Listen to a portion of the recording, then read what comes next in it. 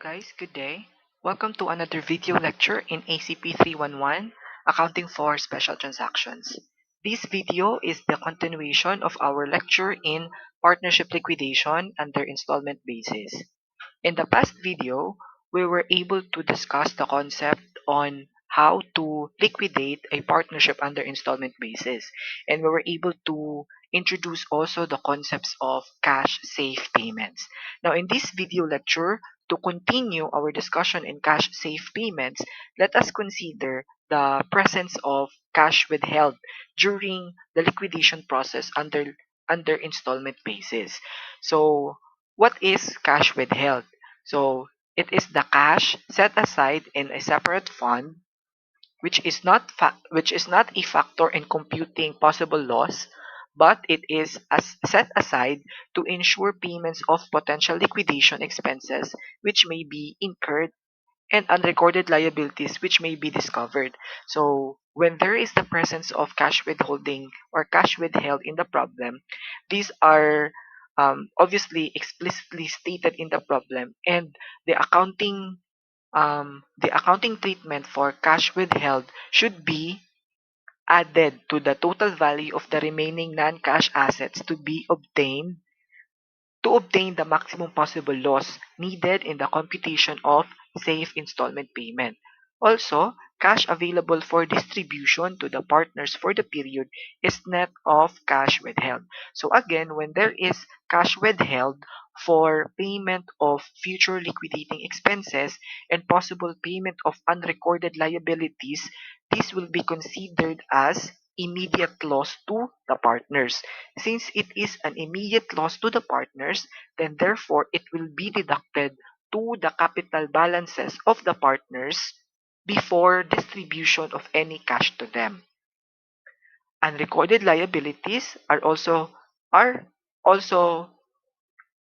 considered as the reasons why there is withheld cash. So these are the reasons why we set aside cash because of these unrecorded liabilities na in the future, throughout the process of liquidating the partnership might have liabilities which are not recorded. So it will be considered as immediate loss at the same time with our partners, and therefore will be deducted to their respective capital balances.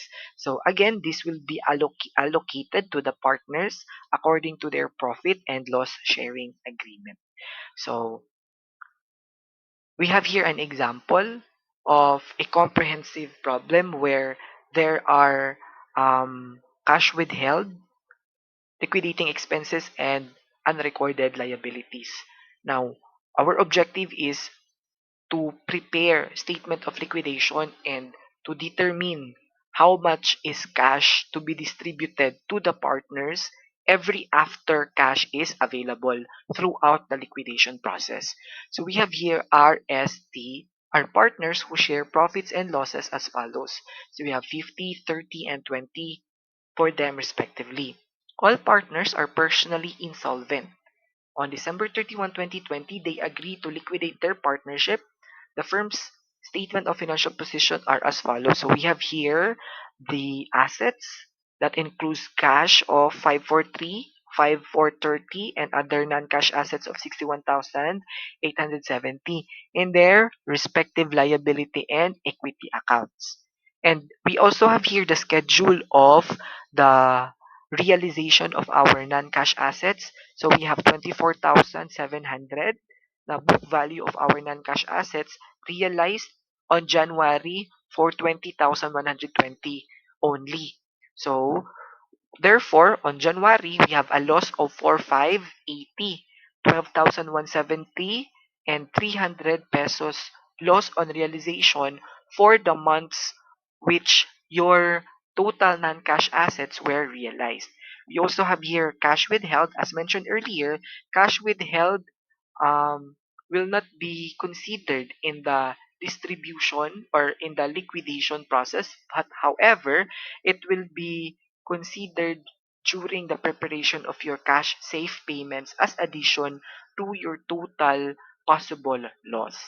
Same thing with your liquidation expenses and your unrecorded liabilities. These two, liquidation expenses and unrecorded liabilities, will be considered as an immediate loss to the partners. Therefore, will be reducing the capital balances of the partners. So, let's prepare for our statement of liquidation for the RS and T partnership. So we have here, as usual, in preparing for your statement of liquidation, we have here your balances before liquidation. So you have here your cash, other non-cash assets, trade, trade payables, our loan, and the capital accounts of the partners. So the first entry in the liquidation process, or the first activity in the liquidation process, is the realization of our non-cash assets. But again, since this is installment basis, the non-cash assets were realized on a staggered basis. So in this specific example, na human ang ato ang liquidation process after 3 months. So there are 3 stages of realizing our non-cash assets. So in the first month of liquidation, non-cash assets of 24,700 was realized only for 20,120, thus incurring a loss. So again, same with our previous discussed rule, when there are gain or loss sa realization, it will be allocated to the partners using their profit and loss ratio. So, R will share 2,290, 1,374 for S, and 916 for T from the total loss on realization from the first stage of selling of our non-cash assets. So after that, after the realization of our first batch of non-cash assets, our cash balance will have a figure of 25,550, and we have remaining non-cash assets of 37,170 and their respective balances. So positive balances ang para sa ato ang mga partners after the realization of our first batch of assets. Now next step guys is the allocation of our immediate loss, which is the payment of liquidation expenses and the unrecorded expenses for the month of January.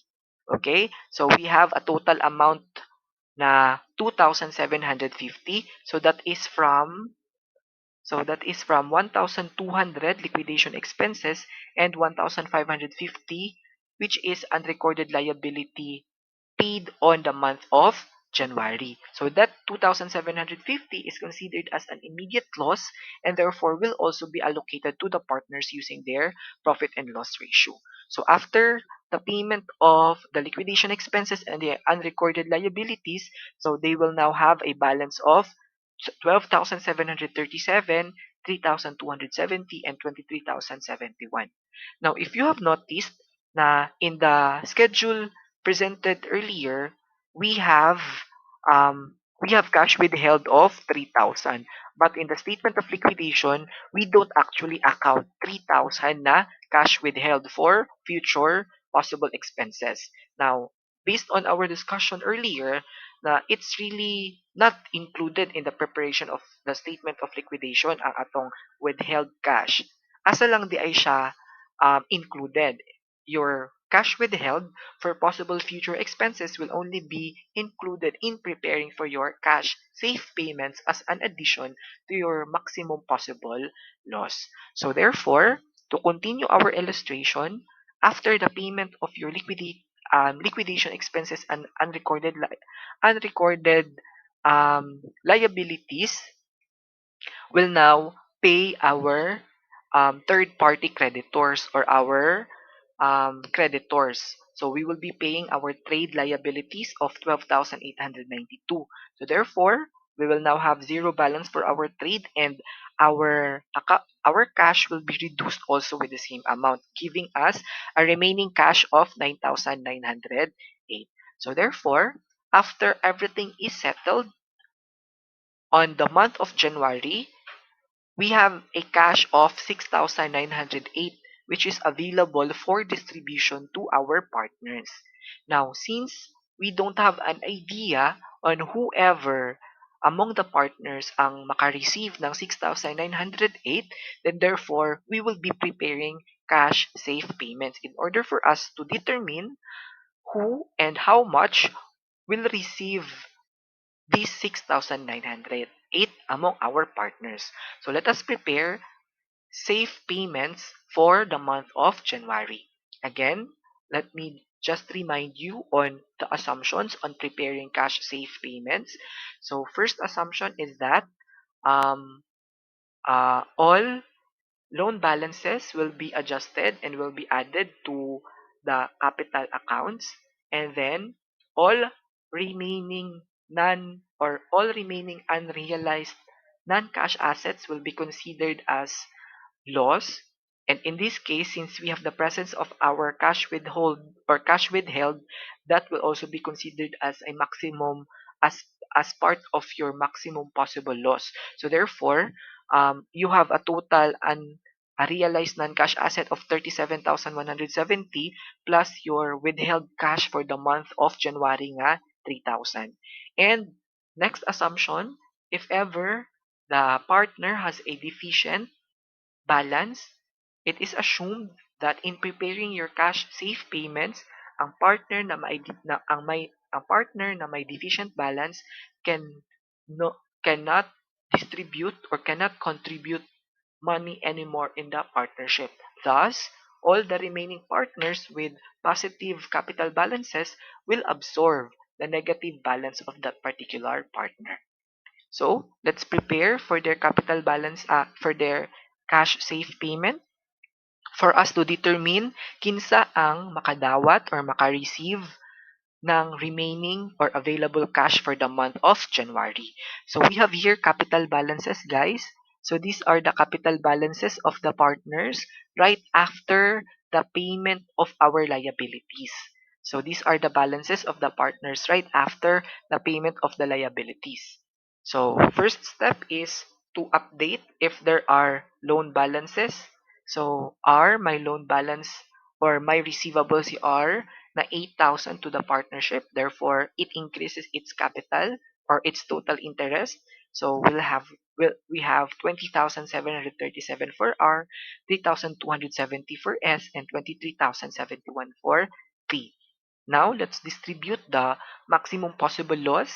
This time we have 3,000 again. This is our cash withheld and 37,170, which is the carrying amount of the remaining unrealized assets. So it will be distributed using their profit and loss ratio. So we have 2085 for R, 1251 for S, and 8,034 for T. So after that, we have balances of 652, -8781, and 15,037.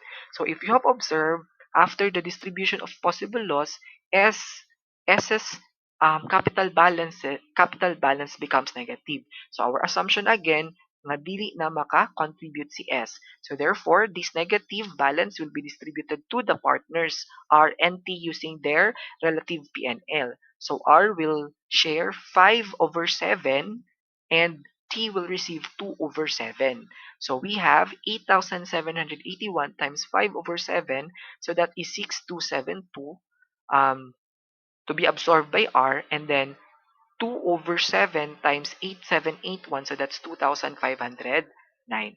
So after the absorption of the additional loss by R and T, si R na naman ang may negative balance. So since S has zero balance na, so S cannot absorb anymore. So the entire 5,620 will be absorbed by T for um for the basis of computing your cash safe payment. So 12,528 minus additional loss na 5,620. So therefore, T will have a free interest of 6,908.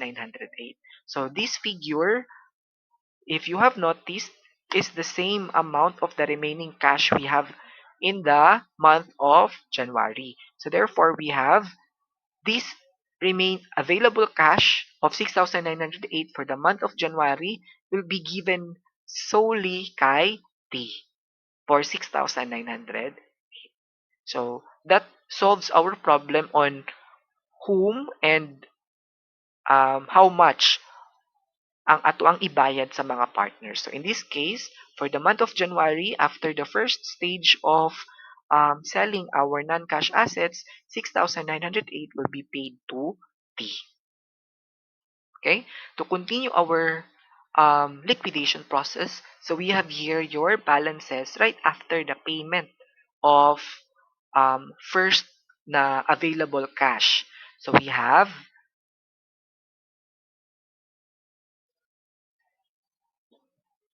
okay guys, before we proceed with the second batch of realization of our non-cash assets, let me just correct, no? So in previously, we have um, we have a cash of 9,908 available for distribution. But since based on our cash safe payment, we only have 6,908 computed na free interest for T. So therefore, only 6,908 will be distributed to T. So we have a remaining cash of 3,000 after paying the free interest of T for 6,908. So after the non-cash or after the distribution or after the computation of our cash safe payments and distribute it to the partner, T, so we'll have a remaining balance sa ato ang cash of 3,000. So, dili di ay entire 9,908 ang na-distribute kay T, but it's only 6,908, which is based on the computed cash safe payment. So to continue, we have here the balances of our accounts right after the payment of our after the first payment to the partner for the month of January. So we have cash of, okay, to continue our liquidation process, we have here for the month of February, carrying amount of 33,170 was only realized for 21,000. So again, we incur loss and this loss will be shared to the partners. So the profit and loss ratio of the partners are 50, 30, and 20. So that will also be again be used in allocating the loss. So that's 33,170 minus 21,000. If you have noticed, after the distribution on loss on realization, one of the partners has a negative balance. So negative 381 ang balance ni S after the payment or after the distribution and of the realization loss. So after the realization of assets, then next step guys is the distribution of the immediate expenses, which are our liquidating expenses and unrecorded expenses of 1,600. It's only 1,600. It's not 21,600. So that 1,600 is again will be distributed to the partners R, S, and T. So using their profit and loss ratio. So this distribution of immediate expenses increases the capital deficiency of partner S. So after the distribution of your immediate expenses, ito na ang balances nila, 5,852 and negative 861 kay S and then 13,409 kay D. So we also have 21,600 na available cash. And if you have notice guys, ang capital balances sa ato ang mga partners are not yet still in their capital are not yet on their profit and loss ratio. So meaning meron pang negative balance.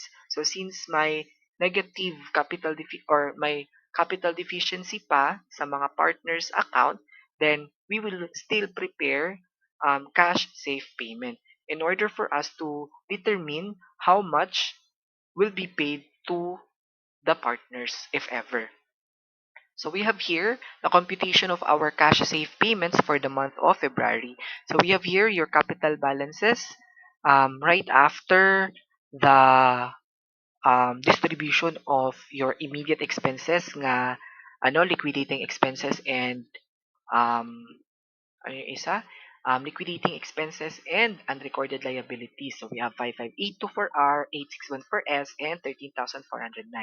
Then again, you account for the loan of R since wala pa man nakadawat si R og cash because earlier in the first payment, si T ang naka-receive.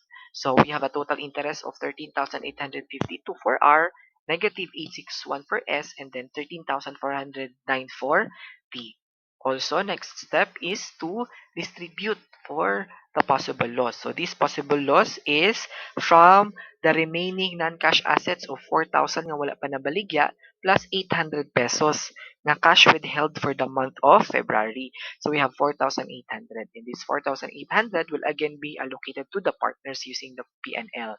So we have 24, 1 for 40, and 960. So if you have noticed, CS my negative balance, so it will be shared by R and T. So we have 2301 times 5 over 7 for R, 2301 times 2 over 7 para kay T. So after that, RNT will have a free interest of 9,808 and 11,792. So this will also be the amount of money that will be given to them from the available cash for the month of February. So from the month of February, we have an available cash of 22,400. But again, this 22,400 will not be exhausted fully kay ang available lang man na payment for R and T based on cash safe payment is only 9,808 and 11,792. Now, again, the first 8,000 para intended kay R will be applied para sa iyahang loan.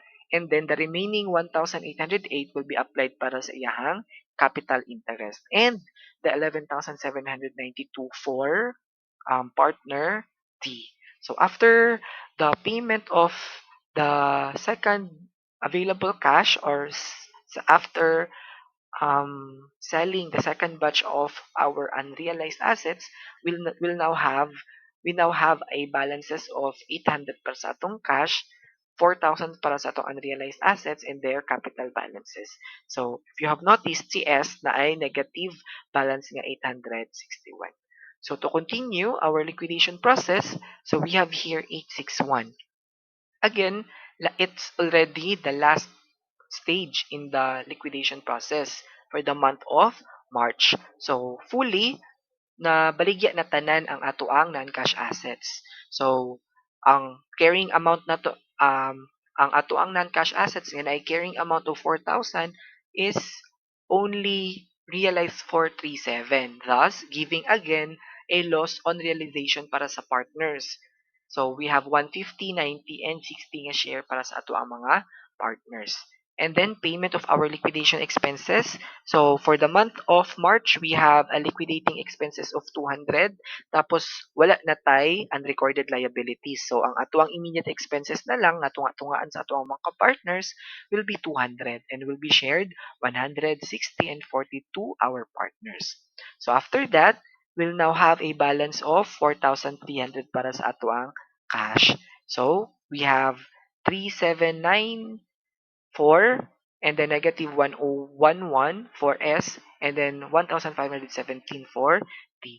Take note guys that since it's already the um last na batch of realizing our non-cash assets, so it's also the last na available cash of the partnership if ever. So this time, any cash available will now be distributed based on the capital balances of the partners. And any capital deficiency of the partners will be absorbed by the other partners with positive capital balances. So in this case, since na ay negative balance si S nga 1,011, so this will be absorbed by R and P using their profit and loss ratio nga 5 and 2. So 5 over 7 times 1,011 for R and then 2 over 7 times 1,011. So that is 289. So after that, nanatay capital balances remaining at 3,072 para kay R and 1,228 para kay S, which is equal also sa ato ang available cash nga 4,300.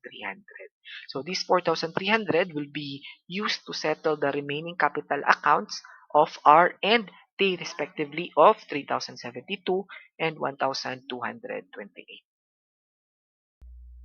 Okay, that is the entire process of liquidating a partnership under installment basis if there are cash withheld and we have the presence of um, unliquidated expenses and unrecorded liabilities. So we should also be very vigilant and observant in the problem if ever there are presence of cash withheld, unrecorded liabilities, and liquidating expenses. So we should account them accordingly if they are present in the problem. So this time, let's move with preparation of cash distribution program. But before we um, move further with in the preparation of cash distribution program, let us compare first schedule of safe payments, which we have discussed earlier and in the previous problem, and this cash priority program or cash distribution program. So when we talk about schedule of safe payments, it's a statement prepared periodically after every asset realization happens to determine the cash to be distributed to the partners. So meaning, um, schedule of safe payments is only prepared if the liquidation has already started, meaning you already have the amount of cash that is um, that is to be distributed to the partners. Okay, that is schedule of safe payments, meaning the liquidation has already commenced and you have already the amount of cash to be distributed to the partners. So, schedule of safe payments will be used to determine the amount of cash from that available cash, how much of that will be distributed to the partner. While cash priority program or cash distribution program is a statement prepared before the actual liquidation to determine the cash that must be distributed to the partners. So from the name itself, priority, even without commencing the liquidation process, we can prepare cash priority program because it will determine only the priority, meaning it will determine who among the partners will be paid first if ever there are available cash. So these two are the two available tools we could use in liquidating a partnership under installment basis with regards to determining the amount and as to the partner who will be receiving that available cash of the partnership. So we have here cash distribution program permits the partners to determine how cash should be safely distributed if and when it becomes available.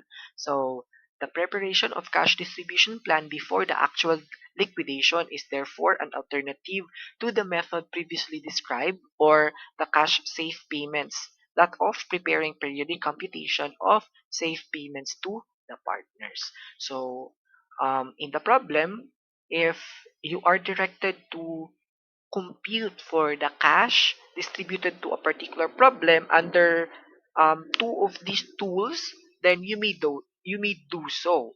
But if the problem is silent as to which method will be used in determining the amount to be paid to a particular partner, then you may actually use cash safe payment or cash distribution program. So we have here an illustration on how or the steps on how to prepare cash distribution program or cash priority program.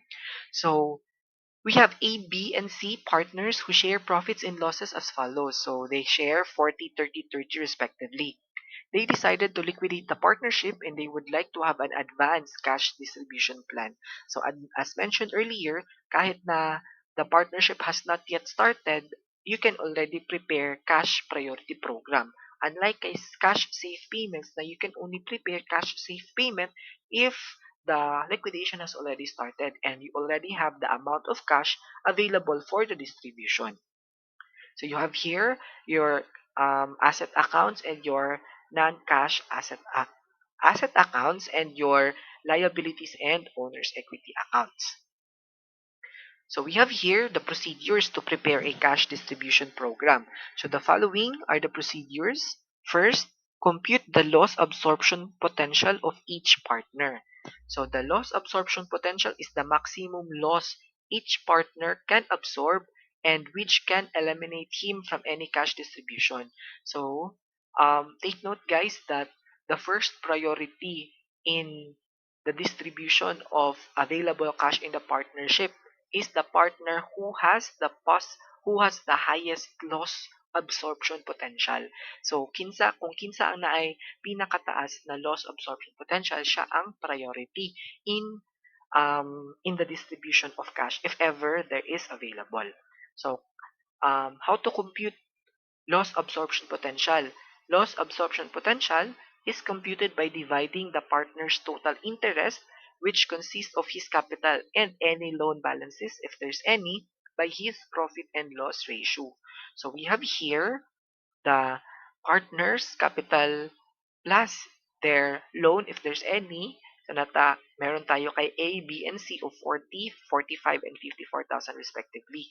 So divide it with their corresponding profit and loss ratio. So we have 100,000, 150, and 180,000 loss absorption potentials to each of the partners. So the computation in number 1 showed that a loss of 100 would eliminate A's capital, including any possible offset of loan balance should one exist. Similarly, a loss of 150 and a loss of 180 would eliminate the capital of B and C respectively. So as what I have mentioned earlier, na whoever among the partners ang may pinakamataas na loss absorption potential, siya ang may first priority in the partnership cash. So second step guys is the determination of priority of payments. So I already have mentioned earlier kung kinsa ang priority. But here, the priority of payment in terms of excess loss absorption potential of a partner over another. So the partner who has the biggest loss absorption potential has the first priority. So we have here for example, so their loss absorption balances of 100,000, 150, and 180. So i-compare na to si loss absorption potential ni highest with the second highest. So in this case, 180, second highest is 150. So the excess loss absorption potential of C over B is 30,000. So excess absorption potential, 30,000 for C, and this time 50,000 and 50,000 over the loss absorption potential of A. Kay after diriya na equal naman na after mag-deduct ta og 30,000 diriya equal naman ang loss absorption potential ni C and B. And then ang next na to nga next step is to determine the difference between the next level of loss absorption. So in this case 150 and 100, so therefore 50,000. So to continue, we have here to compute the amount of cash to be paid to the partners under each priority. Okay, balik lang tayo dito. This 30,000 and 50,000 guys, I just make it clear, this is not the amount of money to be distributed to the partners. It's only the excess of loss absorption potential, which will be our basis in our next step in determining the amount of cash to be paid to them. Okay? So for example, we have here our first priority which is ano 'di ba? Which was determined earlier sa second step. So since si C man ang naay highest absorption potential, so siya atong first priority. So any cash will be given to C with respect to the available cash and the equivalent na cash to be distributed sa iyahang absorption potential. And then, next priority is si B and C. So this time, atong i-compute kung pila ang equivalent nga cash aning 30,000 nga loss absorption potential. So to compute, you just have to multiply this excess loss potential or loss absorption potential of 30,000 to its respective profit and loss ratio.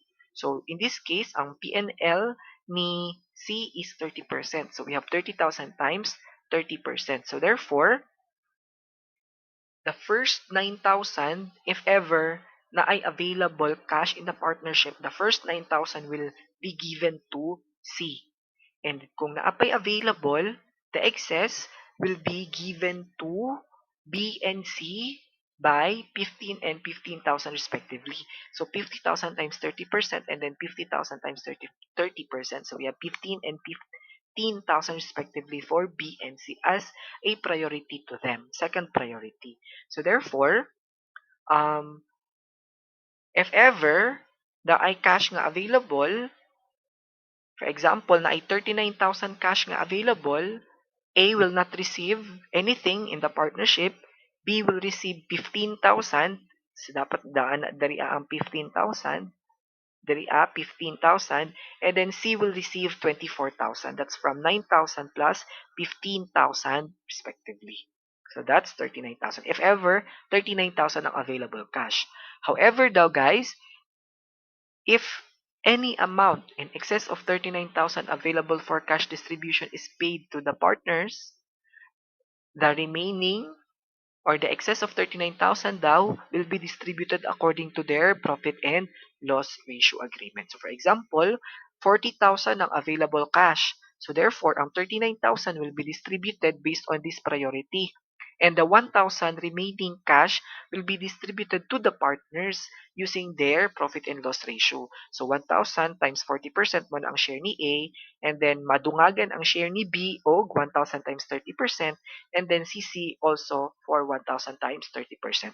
That is kung ang available cash for distribution is more than 39,000. Okay? Okay, so we have here your cash distribution program for A, B, and C. So again, you have their balances of 40, 45, and 50. And then merong loan balance C that makes the total interest of all the partners na 50, 45, and 54,000. So again, you compute for their loss absorption potential by dividing their total interest by their respective profit and loss ratio. So 40 divide 40%, so that's 100,000. 45,000 times 30%, that's 150, and then 180 times 30%, so that's 180,000. So first priority, ang ay pinakadako nga loss absorption ratio. So we have 180. So 30,000, again, para makompute na to kung pila ang cash nga equivalent para sa 30,000 nga loss absorption potential excess ni C over B. So that's 30,000 multiplied by 30%. So we have 9,000. Okay? And then, second priority is for B and C. So we have 50,000 times 30% for B and C respectively. So we have 15,000 and 15,000 to be given to them. So after that, after sa second priority, equal na sila. So 10,000 each ang ilang capital balances. So that means their capital balances are already in profit and loss ratio. Pag if this circumstance will occur, equal na. Any cash in excess to that, meaning, for example, any cash in excess of 39,000 will be distributed na based on the profit and loss ratio of the partners since their capital balances are already equal. Okay?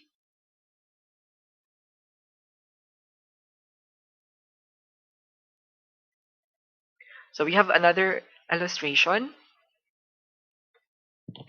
So we have here to illustrate the installment payment based on the above cash distribution program. So assume cash is available to the partners as follows. So this is a continuation on our previous illustration, no?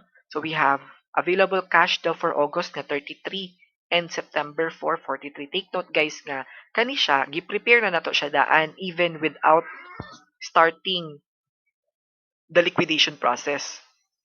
No? Wala pa ta kabalo kung pila ang cash available diri ah.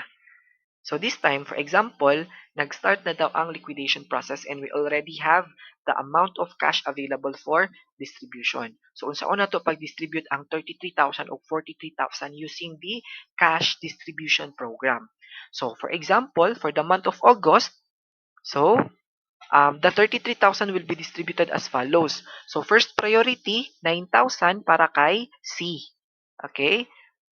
Based on the prepared cash distribution program. So 9,000 will be given to C. And then from 33,000, minus 3,000. Pila na lang ang nabilin. So, na lang tayo nabilin nga 24,000. So, these 24,000 guys will be distributed to our next na priority.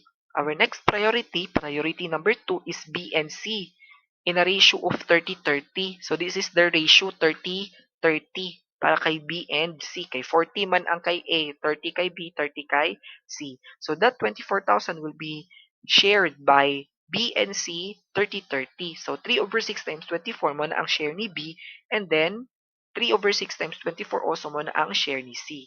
So, therefore, from 33,000, 12,000 will be given to B, and then 21,000 will be given to C. Okay? So, from 33,000, B will be receiving 12, and C will be receiving 21,000. So, in this case, wala pa yung madawat si A. Okay? For the month of August, wala pa yung available cash intended to be distributed kay A. Now, let's proceed with our September na distribution. For the month of September, we have available cash of 43,000. Okay? 43,000. So, how are we going to distribute that 43,000? So, again, based on our cash distribution program, guys, balikan muna nato ang cash distribution program nga prepared earlier. So, take note nga ang second priority is 15,000, 15,000 para kay B and C, right? 15, 15 dapat ang second priority. But actually, sa August, pila lang ang atong nahatag kay B and C for the second priority? Only 12,000. Only 12,000. So that means, gikan sa 43,000, hatagan sa nato og 3,000, 3,000 respectively si B and C para masuffice nato ang second priority nila. Para masuffice nato ang 15,000 nga priority payment to B and C. So since 12,000 pa lang man ang atong nabayad for the second priority on the month of August, so kulang pa og 3,000. So magbayad ta og 3,000 and 3,000 respectively kay B and C. And then after that, guys, after that, nanatay available nga 37,000. Asa nagikan ang 37,000? So that is from 43,000 minus 6,000. That's not 60 but 6,000. 43,000 minus 6,000. So we have 37. So again, since in this case, wala na may absorption differences, loss absorption differences ang mga partners. So that means ang ilang capital balances are already equal. So as mentioned earlier, so since equal naman, so these 37,000 will be distributed to the partners based on their profit and loss ratio na. Kay na exhaust naman nato or nabayaran naman nato ang first priority nga si C, nabayaran na pud nato in full ang second priority which is si B and C for 15,000. So ang remaining 37,000 nga cash for the month of September will be distributed to the partners using their profit and loss ratio. So 37,000 times 40% para kay A, 30% para kay B, and then also 30% para kay C. So therefore, in total, for the month of September, from 43,000 cash available cash for the month of September, 14,800 will go to A, 14,100 will go to B, and then 14,000 will go to C.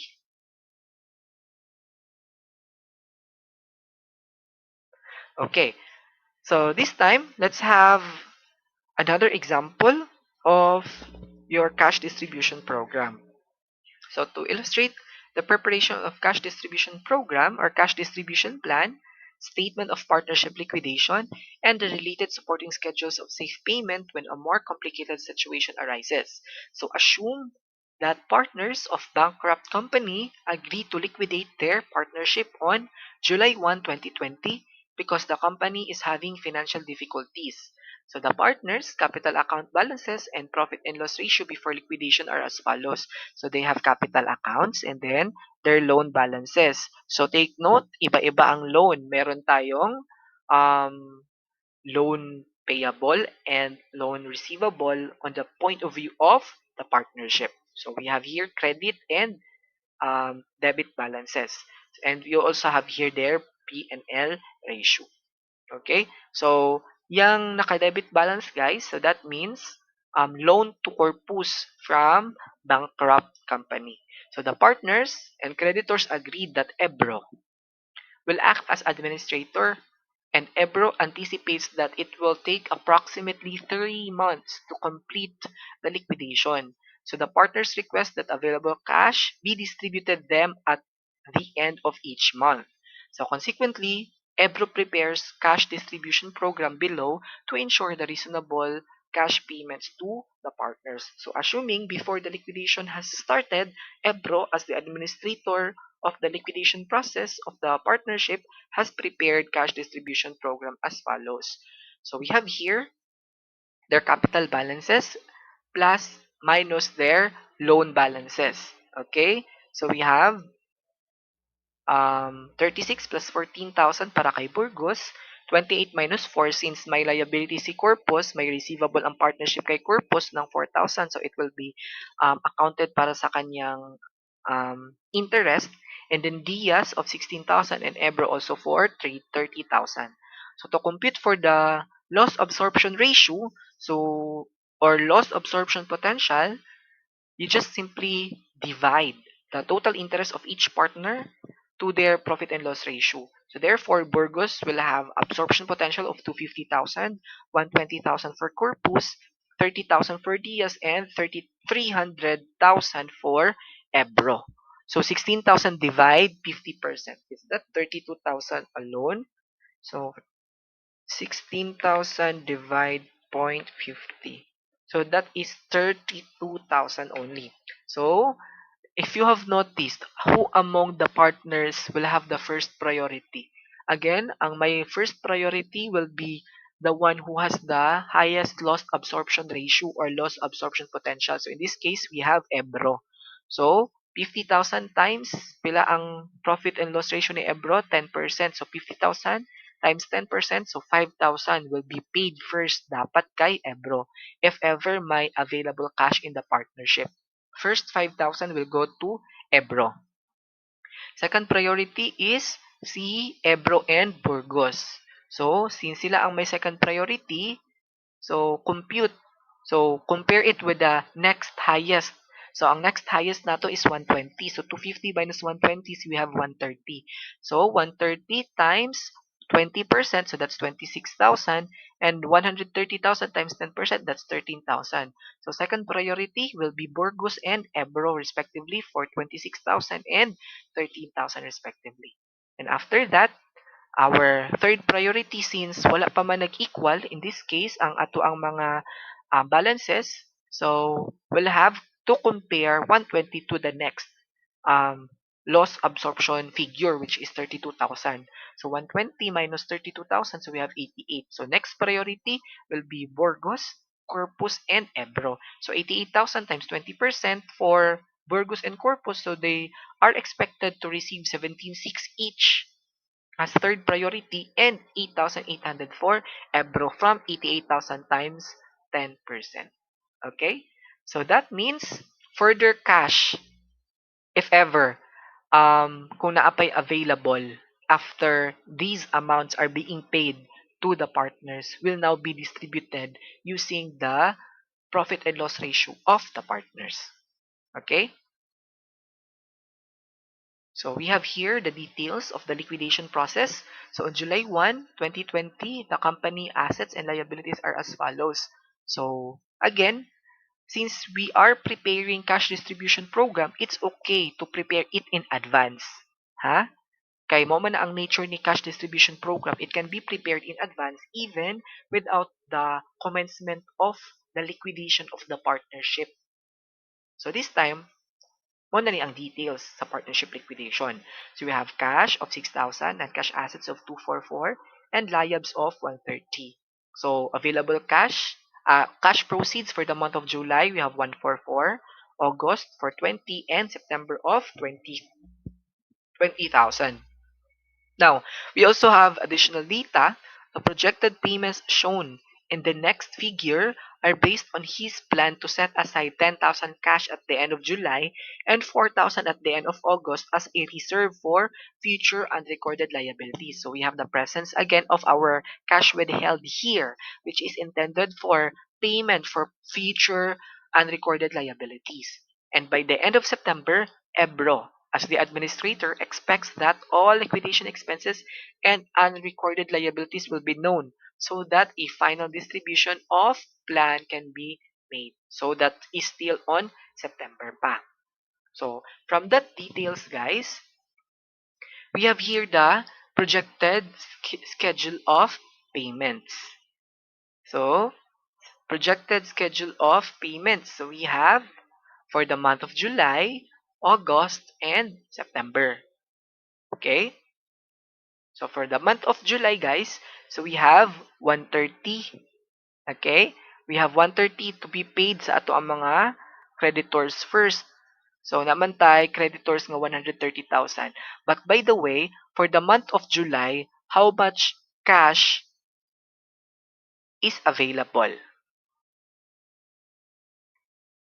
How much cash is available? So we have 140,000. Okay?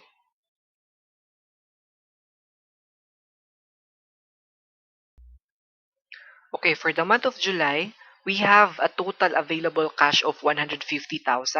So asa gikan ang 150,000 nga available cash for July. Take note na naatay cash nga we have cash before the liquidation of 6,000. So we have cash of 6,000 plus 144,000 nga net cash proceeds for the month of July. So we have plus 144.